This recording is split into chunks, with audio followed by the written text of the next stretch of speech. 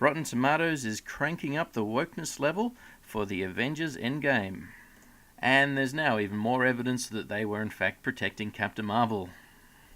First of all, when you go to Rotten Tomatoes webpage and then go to the Avengers Endgame section, if you scroll down a little bit, there's a part that has some videos, the trailers, and underneath that it has their official photos, the Avengers Endgame photos. They've got two photos there right now. The first photo is taken from the first trailer. It's got Iron Man sitting in his little room when he's talking to his helmet. But the second photo is the interesting one, the woke one. So on the surface, the poster is really trying hard. It's got some big women at the top and some little men at the bottom, and so from that point of view, you go, yep, it's got a clear message it's trying to send. But the intersectionalists are never happy; they're never satisfied. So let me have a little look at this poster through the ridiculous lens of an intersectionalist and see if I can come up with something wrong with this.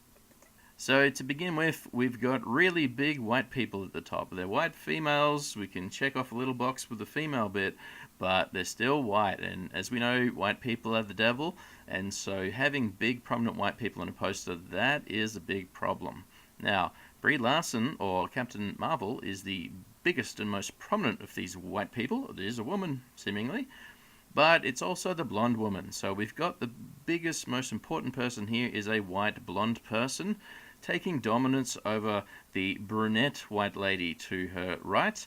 And then we've got another kind of blonde woman, but maybe her hair is even white there, or platinum blonde there. And then underneath that, she's also above the brunette. So we've got blondes taking prominence over brunettes. That cannot be the acceptable order of things for the intersectionalists. Blonde hair bad, brown hair good. Now, the most egregious thing in the poster is the treatment of the woman of colour. We've got Gamora down there on the right-hand side. You can barely see her. She has been pushed aside because people of colour are unimportant and shouldn't be photographed ever. And this person of colour, or woman of colour, is not allowed to show her blackness. So the actress that plays Gamora is black, but we can't show black ladies. Black ladies cannot be shown, so we need to cover up the black lady with green skin, and that's what's happened here. So that is the most egregious, evil thing to do, to cause a black woman to be hidden from public, and she's now green. Now, having said that, green people might be more oppressed than black people. I'm not really sure what the rule is on green people. Are they oppressed or are they oppressors? I have a feeling green people are not oppressors, so this may be more politically correct to have green skin than to have black skin, so I might be wrong there. But nonetheless, they are pushing this person aside. So this green or black person is being pushed off the side, barely in the poster. Evil, evil, evil. Unacceptable. Down the bottom, all the men are small. Tick that box off. Good work. We're making them insignificant, but they still are there in the poster. So the poster would be a lot better if we just cut it off just underneath Gamora's head, so that we don't have any men at all. But if there are men, the most prominent man is the green man. So he is perhaps a person of colour, we could say, if Gamora's green. So that's a good one there. We can tick that off. We'd like that. We've got him being prominent in the middle, but he's not at the front. He's covered up a little bit. So this person of colour has been covered up by three white men. We've got Doctor Strange, he said Doctor Evil, Doctor Strange, Captain America, and Thor. They, as the white men, are covering up some of the person of colour. That is unacceptable. The person of colour needs to be at the front and more prominent. Iron Man has been pushed aside, so that is good news, because Iron Man was the most prominent and most important person in the MCU, but he's now in his place, so we give that a tick. We're getting rid of the man that is basically responsible for all of the MCU's success, and we're showing that he's not important anymore and he's finished with, so that's good news. We've also got the Black Panther in the poster, so that is good news, but he's been pushed aside and out of the way again, so that is no good at all. He has to be prominent and he has to be very, very large. He's quite small. He has the same stature as all of the other men, the white men, but he's been pushed away. Now, you could argue that we can give it another little good tick here. It looks like he's fighting back against his white oppressor. He has got the Winter Soldier down underneath him, and it looks like he's in a position of dominance over the oppressor. So from that point of view, we could say that's good news. But you could also say he's doing a Nazi salute, which obviously is bad. So he needs to be in the middle. He needs to be a lot bigger, and we need to get Gamora in the middle and a lot bigger. But anyway, The poster's ridiculous, but it's not ridiculous enough. Okay, people will poke holes in it. I'm sure I've not exaggerated enough, and there's probably some sort of thing there. Is anyone doing the white power hand symbol? Has Spider-Man got the OK symbol somewhere? I don't know. So, what else has Rotten Tomatoes been up to? Well, they released a statement a little while ago trying to pretend that the changes they made to their website weren't to protect Captain Marvel. The CEO came out and had a statement as well. No, we didn't do this to protect Captain Marvel. But of course, there was lots of evidence showing that that was a complete lie. And what they did to try to protect Captain Marvel and to keep its opening box office on track to what they hoped it would get. Here's what some of the statements said. We are disabling the comment function prior to a movie's release date. Unfortunately, we have seen an uptick in non-constructive input, sometimes bordering on trolling. So obviously it doesn't always border on trolling, but they want to get rid of that as well. So sometimes it borders on trolling, but other times we just don't like the non-constructive input, or in other words, bad reviews.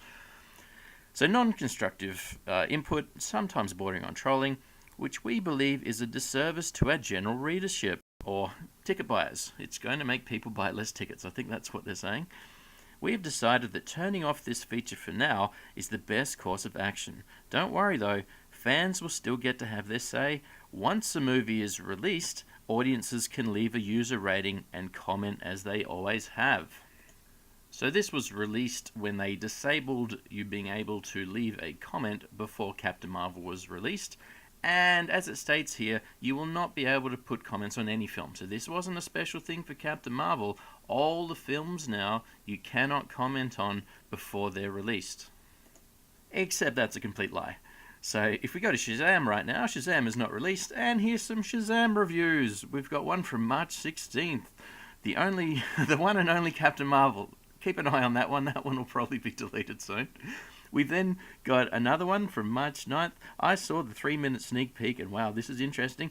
This person's being able to leave a 5-star review. So there's already a 5-star review put in to say how good Shazam is. The film is not released. Rotten Tomatoes are complete liars. Okay, oh, we don't want people to be able to do this. No, you don't want people to be able to leave bad reviews. A 5-star review, yep, get them in quick. So that is ridiculous. The one above has a want to see. And again, obviously this is a terrible thing to have to do now because they've deleted the do not want to see button. So the only way you can actually put a comment in for a film is to say you want to see it. So you click I want to see the film, and then you say I don't want to see the film in your comment. I mean, what kind of scenario are they creating here? So the want to sees will be bumped up a bit just so people can voice an opinion on a film that they don't want to see. Completely ridiculous. So here are some comments or reviews, if you want to call them reviews, that have been put up after they seemingly banned this happening on February 24th or February 25th. And is it only Shazam that gets this? No, every film. Okay, every film you can do this for. They just protected Captain Marvel.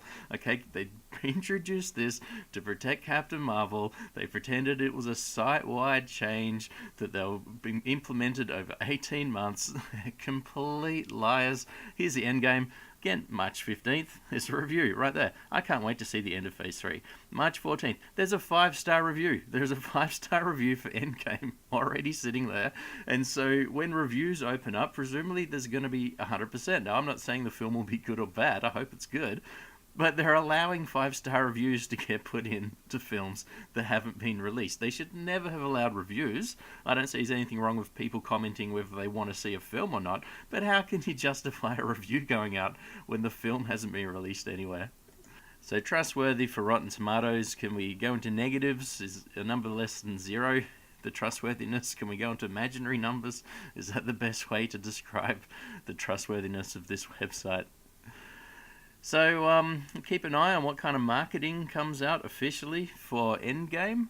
Now that Captain Marvel has made a lot more money than some people speculated, they may think that the whole go woke get broke's a lie and they need to up the wokeness for the trailers. I know they can't really change the film too much anymore, but at least in the marketing, maybe there'll be a more prominent Captain Marvel. We'll see. Thanks for listening, and I'll catch you next time.